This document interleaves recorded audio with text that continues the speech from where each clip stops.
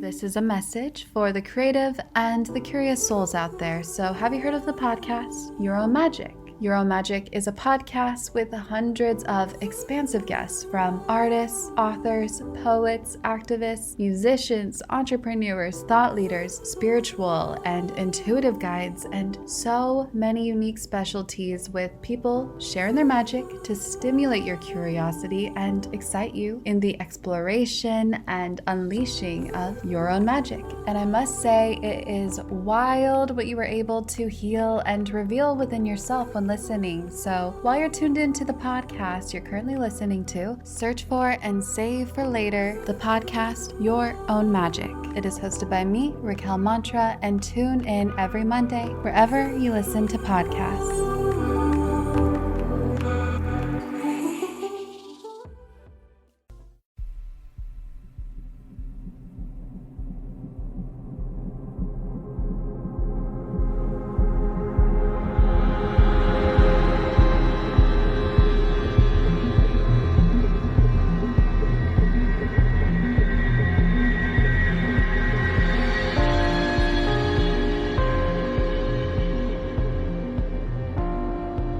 Hello and welcome to episode 52 of Real Life Ghost Stories. Hope you're doing okay.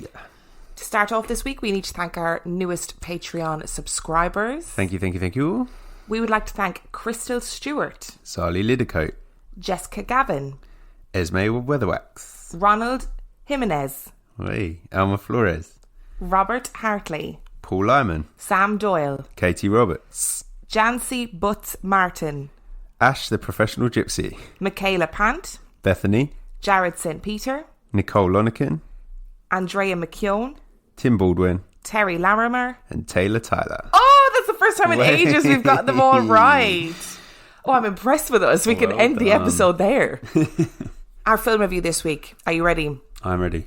Our film review is Eli. Eli was released in 2019. It has 5.9 out of 10 on IMDb and 50% on Rotten Tomatoes. Would you like a synopsis? Go for it. A boy becomes trapped in a haunted house while undergoing treatment for a rare disease. That's the synopsis? Yep. Wow. The synopses are getting less and less each week, but that is the synopsis. Okay, fair, I think. What were your thoughts on this film? I really liked it, actually. Did surprise, you? Surprise. Very mixed reviews of this on Facebook and on Instagram. People seem to either really enjoy it or be like, what a crock of shit. I think it becomes quite fantastical with the reveal, and that's the problem. I think if you're okay with that, you'll probably enjoy the film. If you're not okay with that, then you're probably not going to like the film. I actually really enjoyed it as well. Surprise, surprise. In the beginning, I thought this is some sort of like psychological horror where, you know, this kid is really ill, but is he ill? Like, are they just trying to trick him? What's the reason for it? Blah, blah, blah, blah. The ghosts in the haunted house were really quite frightening. And there was a lot of mirror action, which I thoroughly enjoyed because Dan was like, what the fuck is all this mirror action going on? Where it fell down, I thought, was that the narrative becomes quite confused at times. I still don't understand whether he was actually ill or not.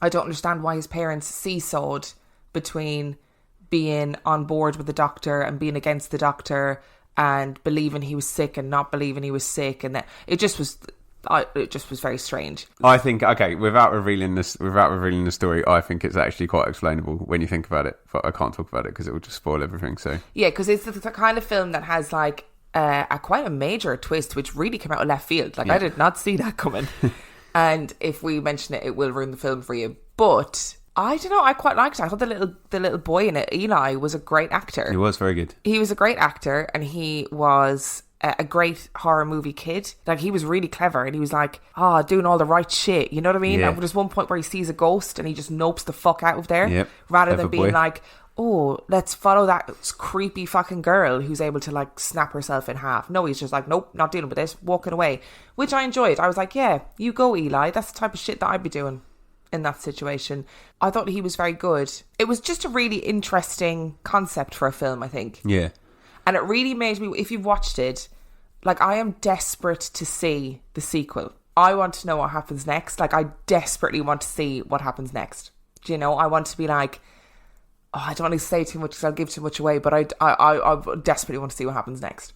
Yeah, I think that's fair. I'm finding this really hard to talk about without giving anything away because everything I want to say is about the plot twist. So, okay, so the only thing I will say is the ghosts flip-flop quite a lot because you're like, oh, they're trying to kill him. Oh, they're trying to help him. Oh, they're trying to kill him. Oh, I don't know what's going on. Yeah, I mean, if they are trying to help him, their ways of trying to help him are very violent. Yes. Very aggressive. But I think you understand that with the reveal. Yeah, you do. It's just, I thought it was a clever concept for a movie. I think the ending is very campy horror. Do you know what I mean? It's very over the top. It's very fantastical, like you said. I think if you embrace that, then it's actually quite an enjoyable movie. What would you give it out of 5? I was going to give it 5, thinking it was out of 10, but no, not 5. Probably 3.5, 4, maybe. I think I'm going to give it a 4. I think it loses a mark for me because it's at times confusing and not in the trying to keep you on your toes way. Well, it's just confusing. See, for me, the twist made it, which I'm sure ruined it for a lot of people. And I think like if the twist hadn't happened, probably would have given it 2.5. No, I liked the twist. I don't mean the twist made it confusing. I mean I think the dialogue, the script maybe wasn't clear enough. You can still have a big twist and have the shock of a big twist without it being really, really confusing for the watcher. I think it would have really destroyed the pace of the film if they'd gone, because you'd have to do the exposition for that. You'd have to actually get someone to sit down and go, oh, well, when you were on this age, we did this, blah, blah, blah. No, but yeah, I get that. But what I mean is I couldn't get on board with the parents because they bounced their moral standpoint on where they were changed every 5 seconds in the film. So I couldn't understand really why they were there or who the parents were. They seemed to be just expositionary characters. It just confused me. I don't know. I thought the dad was quite steadfast, actually. I think the mum flip-flop, but there's a reason for that. I know, but I just don't think it was done very well. Okay. So I give it a 4. Okay, nice. Today's episode is sponsored by HelloFresh.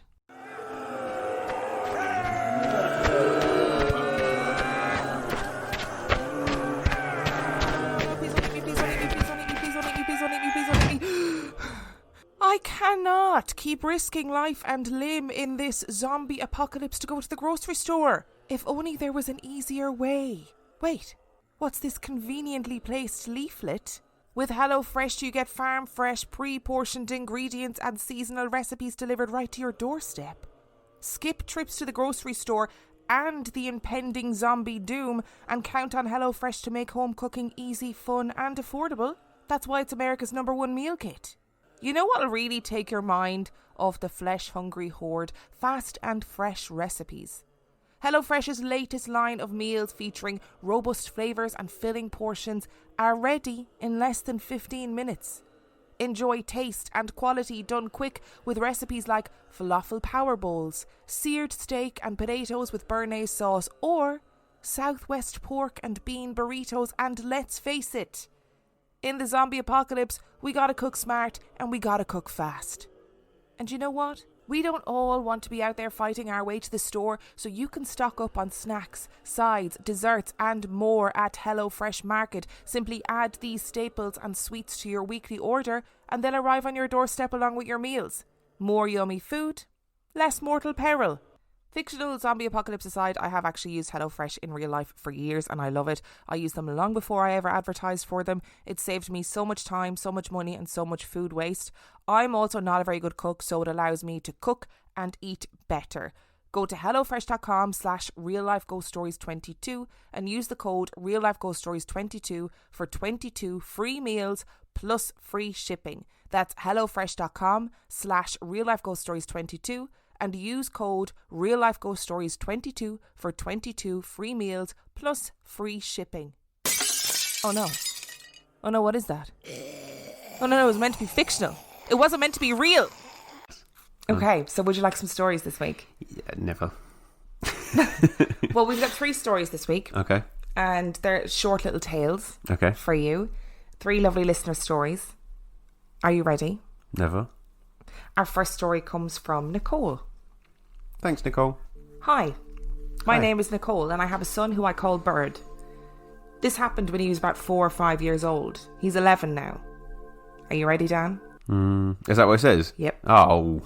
I was in the living room watching TV Bird was playing in the hallway with his cars, which he had a billion of, Hot Wheels. I could hear him playing, then he came running into the living room. He did it! He did it! I asked him what he meant, and he said, the car, it moved by itself. I asked him what he was talking about. And Bird said, I asked him to move the car, and he did. I asked Bird if he was still here. And Bird said, no, you scared him.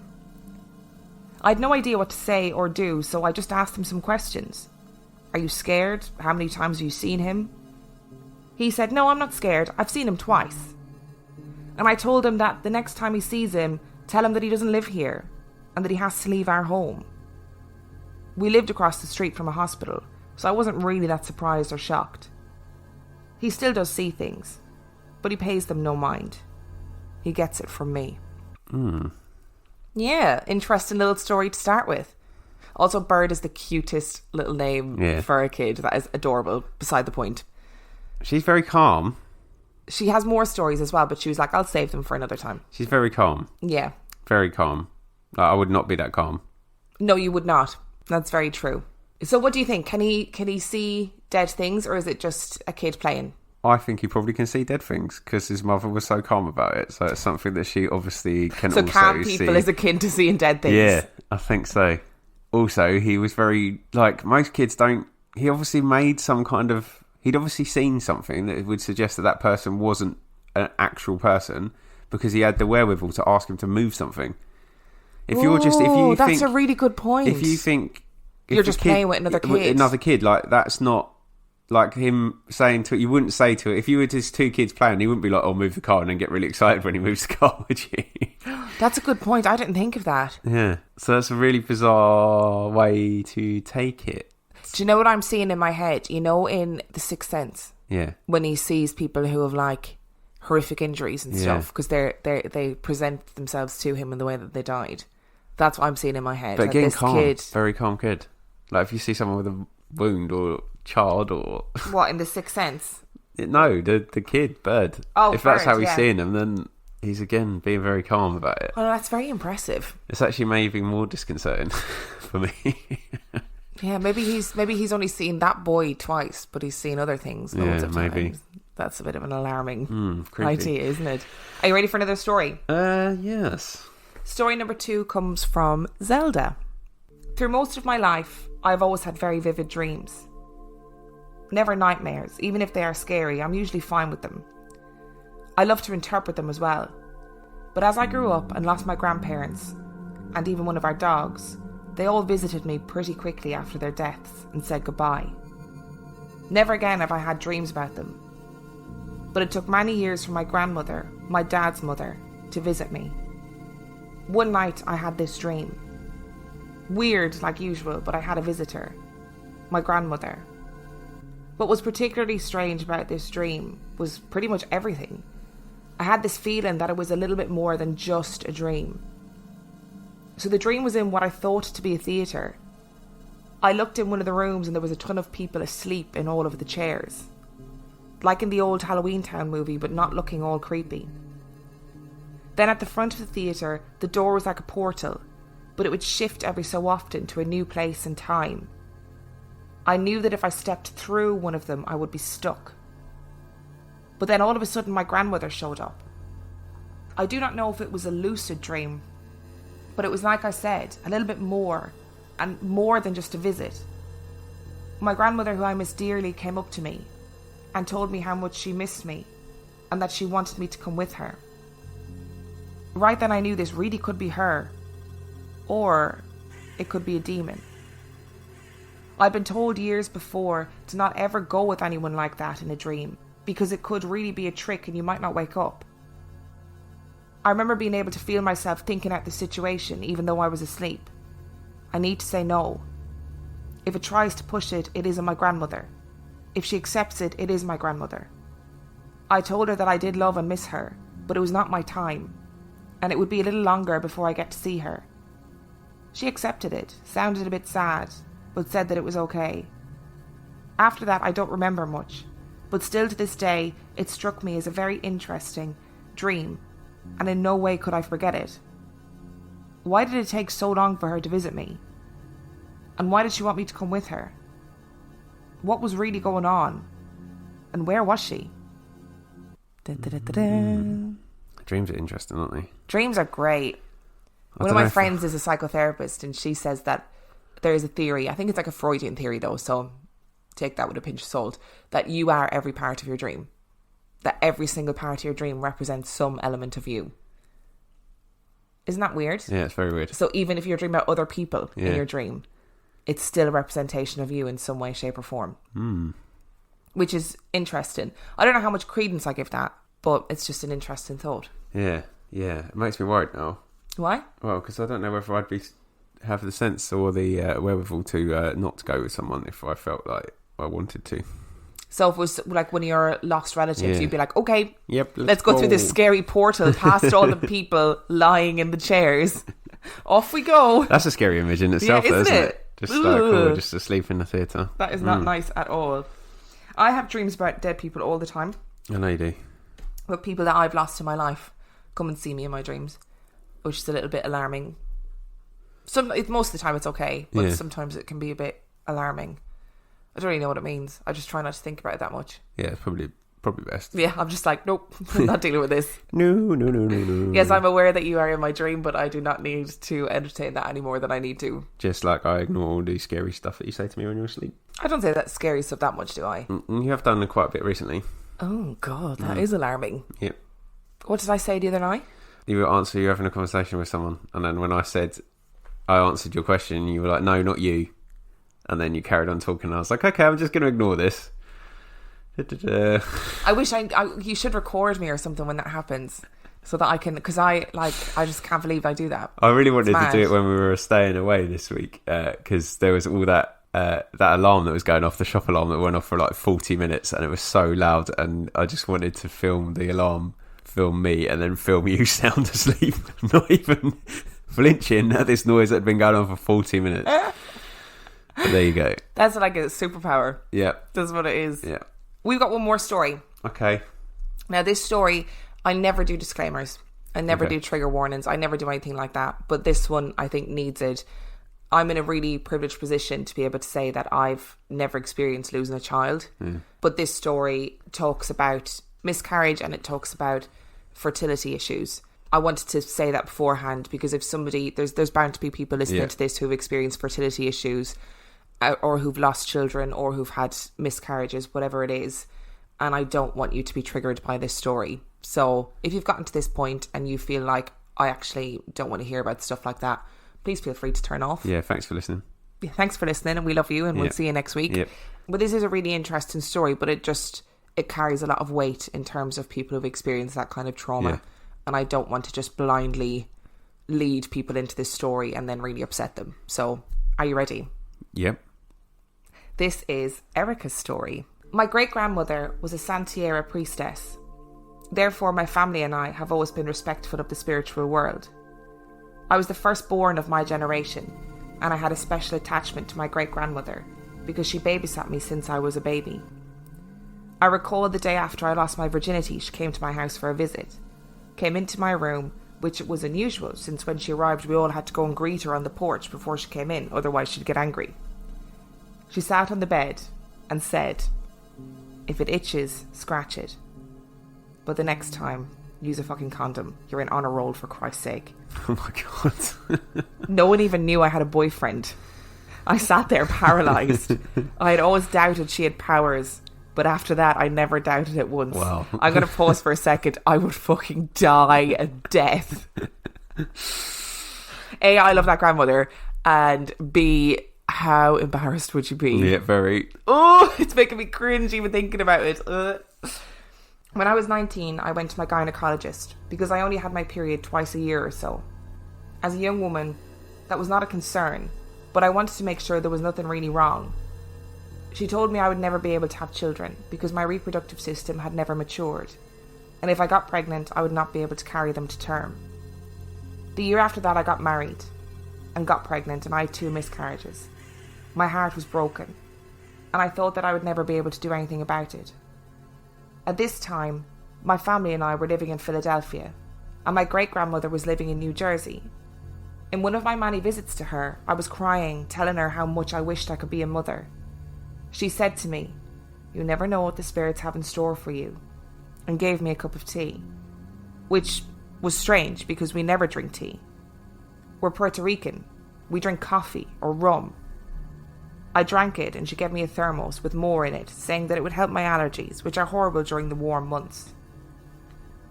2 months later, at my yearly checkup, my doctor said, "When was your last period?" I said I didn't remember because it was so irregular, and she said I'd have to have a pregnancy test. I was annoyed since I had to go through it every single time and it was a waste of time.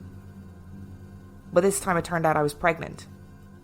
I started crying and told her that it was that the same thing was going to happen again.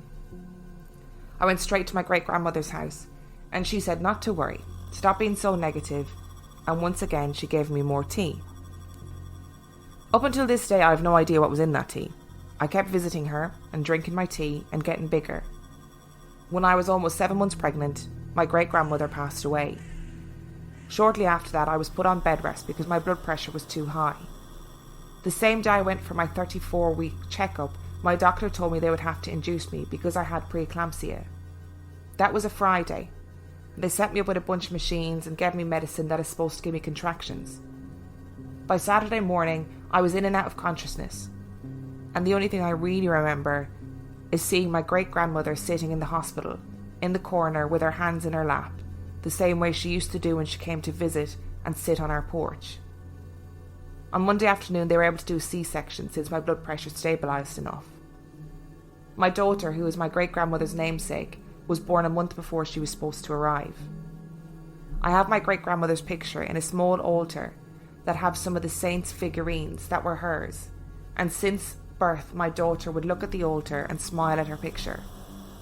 My mom later told me that the doctor said if my blood pressure hadn't have stabilised, neither me or the baby would have been able to survive. I believe we all have angels looking after us, and they will protect us. But there's probably also horrible entities that want to do us harm. I listen to your stories and I feel so blessed to have her looking out for me. I hope this has given you an opportunity to think about a ghost without thinking about drop-kicking them down the stairs. Also, she had a hip replacement, so that would probably fuck her up. So you can see why I did a trigger warning. Yeah. But I thought that was the most beautiful story. It's a lovely story. And it warmed my little heart. And what the fuck was in that tea? Yeah, what was in that tea? I was going to say that. It's a lovely story though. It's really nice to think that you've got people that have passed on looking for you, looking after you. Or people that are still alive. Or people that are still alive, yeah, obviously. Like, is there weight to the idea that her great-grandmother fed her something in that tea that, like, boosted her ability to reproduce? I just don't know. It's mad. Would say potentially yes. There's lots of stuff about sort of natural or ancient or first people sort of fertility treatments and rituals and stuff like that, isn't there? Yeah. Like, I think it's Kokopelli. It's like a Native American fertility god, I think. Oh, I don't know. But yeah, there's loads of stuff. I mean, obviously they're Puerto Rican, so it's slightly different. But there's lots of stuff in that kind of first person stuff about fertility. So it wouldn't surprise me if it was some kind of ancient thing. Ritual. Yeah. So I always find it interesting when a relative you're close to passes away before a new child is born. Yeah, because there's a draw to seeing that child, isn't there? Or to watching that child be born. Yeah. Yeah, that is interesting. And whether she then, made it her death mission to look after that child and care for that child. Do you believe in guardian angels? Yeah, I think so. Yeah, I think I do too. I don't know if it's like a traditional like Christian thing. Do you know what I mean? But I think it's the principle of prayer in general, isn't it? That's the idea, is that you draw on spiritual things to support people. Yeah. So there's grounded in it somewhere, I think, and it's just how that manifests it in your belief system, I guess. It's just really interesting, isn't it? Like, it's such a powerful story. It really, like, I read it and I was like, wow, like, to have somebody in your life like that who, and particularly a strong female presence. I love a good female presence. I mean, come on, strong women are what makes the world go round. And that's incredible. Like, that's such a powerful thing. Yeah, I think and someone that intuitive as well. Yeah. Fuck that me. conversation. Why wouldn't you just die? Wouldn't you just die? If my nana, God rest her, had said something like that to me, I think I would have just dug my own grave and buried myself alive. She wouldn't have been telling you to use a condom though, would she? No, but she absolutely would not have been telling me to use a condom because my nana was very Catholic. But I would have buried myself. I would have dug my own grave, just lay down in it and been like, cover me up, because I can never walk the earth again after having that conversation. I mean, it was a chill message as well, though, wasn't it? Because it was basically saying, if you need to have sex, but just be sensible about it, because you've got other things you need to be getting on with. Yeah, no, what an amazing woman. My nana would have rocked up with a bloody chastity belt. Yeah. Put this on you. Oh my God. It's a great grandma as well, so it's like it's a much older generation than potentially your nan was as well, and to still be that chill about it is quite an insightful way of viewing the world. But who knows what she knows? It is a really insightful way of viewing the world, just to say, like, if you've got an itch, scratch it, like, go for it. If you want to have sex, have sex. Imagine having that conversation though and nobody realising that you had a boyfriend. I know. Oh, I'm dying even thinking about it.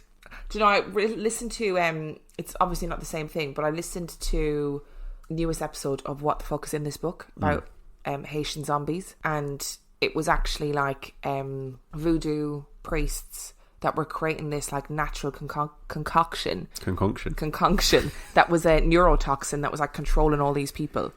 And I was like mental. It blew my mind. That people have the natural knowledge to be able to do things like that. And I know that sounds really stupid, because we live in a world today that is like everything's pharmaceuticals. It's very rare that people will be like, oh, I'm going to go out into the garden and I'm going to, you know, pick some herbs that are going to cure my eczema or whatever, as a bad example, but you know what I mean. Yep. And listening to these like voodoo priests that had the ability to literally control human beings by using ingredients that they found naturally, mixing them all together and then going, what works and what doesn't. There's trial and error thing there as well, though, isn't it? Because you've got to have the guts to be able to like risk killing a few people to see if it works. I don't know if having the guts is the right turn of phrase for that. To have the courage to be able to kill a few people. Well, I guess like obviously we're talking about voodoo people trying to control people, so it's quite negative. But I think in the terms of like natural medicines, a lot of people do it for the right reasons, trying to looking for alternative ways of curing things. And in that case, it is courage, it's risk, isn't it? And apparently, like, according to the What the Fuck Is in This Book episode, go and listen to it. It is very, very interesting and very informative. Doctors of Western medicine, and I use inverted commas for that, they went to these voodoo priests because they were like, this is early anesthetics. Like, we can use this. We can harness this to be able to correctly anaesthetize people. And sell it at a profit. And make loads of money from Big Pharma. My God, it's amazing. But that's just like crazy. And then it like reminded me of this article I read a couple of years ago about how they were studying the secretions of tree frogs, because they believe that there's some sort of toxin or some sort of compound in the secretions of the fog of trees that might be able to help battle things like dementia and Alzheimer's, which is mad. Yeah, that's just crazy stuff. So it doesn't actually surprise me. This is very long-winded, but it doesn't actually surprise me that this great-grandmother, this priestess, had some knowledge about the natural world is lost. It makes sense though, because obviously they weren't like, as far as we know, like ancient people weren't living as long as we currently do, but at the same time they were living in a way more dangerous world and they survived. Yeah. So there must be knowledge there. They must know how to treat things. It can't just be like, oh well, we got lucky, that saber-toothed tiger just missed. Yeah. Next time, don't jump off the cliff. Brilliant. Yeah. Store that knowledge. I mean, there was a bit of that. Yeah. There was a bit of Darwin, like, you know, strongest survives and all that kind of stuff. But I agree, there also is an ancient knowledge that goes with it. Yeah, well, there must be, because we're sitting here today. We didn't have the antibiotics and whatever. Yeah, it can't all be dumb luck. Do you know what I mean? There must be some knowledge somewhere. But there definitely was a bit of that where like Fred was like, well, it's quicker to just jump if we want to go down there. Okay, jump down, dies. Okay, Fred didn't survive, we don't do that again. No, don't jump off high things again. Okay. Oh, you see that big cat? Let's go and pet it. Don't do that again. Would you like some reviews? Yeah, let's go for it. We've got 3 new reviews this week. So we've got a review that is entitled Happily Spooked from... Spooked. Oh, okay. Did I say spooked? No, but it's a thing, isn't it? Spoopy, which yeah. I don't understand. But hey. I've no idea why I only now found this podcast. I wish I had it in my life earlier. Nevertheless, I'm binging the podcast daily to claim I have all the episodes under my belt. Keep up the good work, Emma and Dan. Looking forward to being spooked weekly. And that's from Elenzo. Oh, Christ almighty. It might be Elenzo. Why am I not able to read? It might be Elenzo. It is Elenzo. No, but it might be Ellen's O. Oh, okay. It could be. I don't think it is either. And the next one comes from February's Own. That's nice. Which is entitled Amazing, Addictive and Downright Paranormal. I found this podcast looking for something paranormal to listen to, and I'm so glad I did. I love the film reviews at the beginning. That is such a cool add-on, and I actually think the same. The two quirky characters that are Jen and Tony. Oh no, is it not one of us then? We're not Jen and Tony. Jen and Tony are from Real Ghost Stories Online. So do you think they meant to leave that review? No, so listen. The boldness of Jen is me on a bad day, and the scaredness of Tony is me on a good day. Oh, okay. There you go. They are straight to the point with the stories, so much that they got me hooked. It's my new favourite podcast. Bro Ohio was top for a long time, but these two have actually knocked the socks off that. Please don't change. You two are great. And Tiny Bims is too. Oh, okay. Love this podcast. I cannot recommend it highly enough. But I can see why. Like, if you Googled Real Ghost Stories... Yeah. Or, like, for ages, if you Googled Real Life Ghost Stories, Real Ghost Stories Online came up, and it would be like, the hosts are Jen and Tony. And you'd be like, oh, okay, that's who it is. Yeah, and Jen and Tony definitely don't have Tiny Bims, so they are talking about us. We will go through this awful... We went through an awful phase that I just never introduced us at the beginning of the podcast. Oh, yeah, that's true. Never. I was just like... That was... somebody left us that really bad review being like... They don't even bother to say their names at the beginning of the podcast. I was like, oh yeah, we actually haven't for quite a while. We should mix things up a little bit and get in touch with Jen and Tony and see if they want to do a collab. That would blow people's minds. And then finally, we have one from Oops Clark. Great to listen to. Might regret it alone at night, but worth it. It is a great mixture of funny, well-researched with a balance of skepticism, oh dear. skepticism, but being open to every story. Loving the way they both have things that freak them out, but tell the stories anyway. Love it. Thank you all so much for your gorgeous little reviews and for our 3 great stories this week. We appreciate it.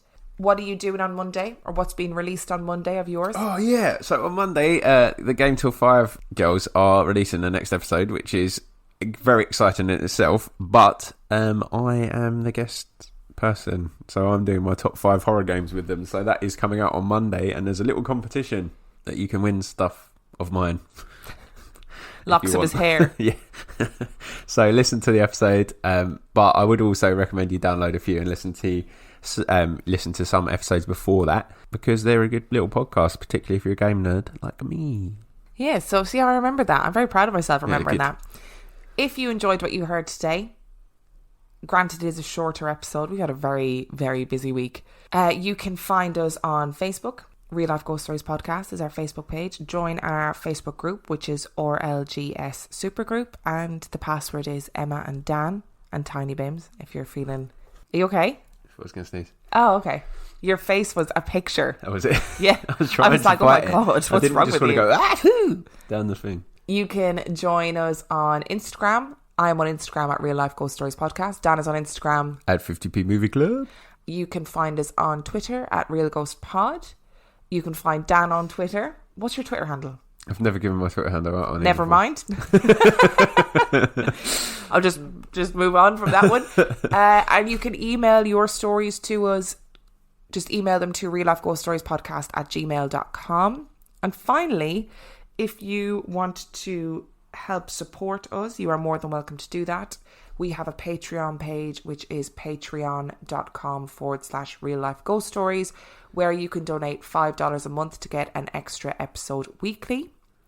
Or you can donate $2 a month to get the full back catalogue of 50p Movie Club. And what is 50p Movie Club, Dan? 50p Movie Club is going to be a podcast where me and Will, and soon to be me and someone else, watch some bargain basement movies and discuss them, and we're normally under the influence of alcohol. And on that note, we will see. Thank you for listening. Just before we go, yeah, I would like to thank Super Duperstitious for tagging me in a video where they found loads of dolls in the forest. I don't want to see that stuff. So if you guys, if you had seen Dan's reaction when he was tagged in that video, because it started off really innocuous and then all of a sudden it was like bam, dolls everywhere. He was like dying. It was great. Yes, I loved thanks it. for that. I mean, if you absolutely have the urge to tag me into doll stuff, can you just think again before you do it, please? Please do it. Please do it. See you next week. Bye. Bye.